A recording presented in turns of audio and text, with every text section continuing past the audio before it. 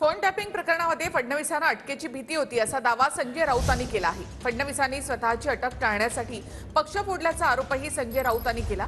आपल्याला अटक होईल या भीतीने फडणवीसांनी शिंदेंवर दबाव आणला असा दावा राऊतांनी केला आहे। देवेंद्र फडणवीस यांच्यावर विरोधकांचे फोन टॅपिंगचा आरोप होता। अत्यंत गंभीर आरोप आहे। त्यांनी विरोधकांचे फोन अत्यंत बेकायदेशीरपणे चोरून ऐकण्याचा प्रयत्न केला आणि त्यांच्यावर पाळत ठेवली। देवेंद्र फडणवीस यांच्या हुकमावरून रश्मी शुक्ला तेव्हा प्रमुख होता त्या खात्याचा, त्यांची चौकशी सुरू होती, त्यांच्यावर गुन्हे दाखल झाले आणि या गुन्ह्यामध्ये अटक होऊन आपल्याला शिक्षा होऊ शकते या भयातून देवेंद्र फडणवीस हे तडतड करू लागले।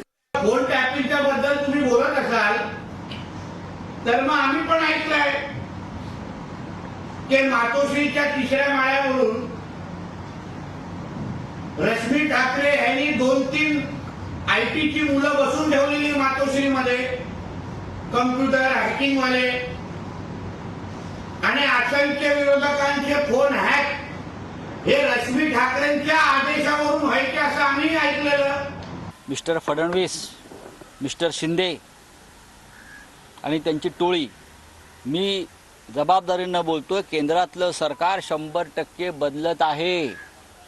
तेव्हा हे तुम्ही आल्यावर जे गुन्हे रद्द केलेत, FIR रद्द केलेत, चौकशा रद्द केल्यात, त्या चौकशा लागतील आणि कायदेशीर कारवाई होईल। कायदेशीर म्हणतोय, तुम्ही करताय बेकायदेशीर तशी नाही।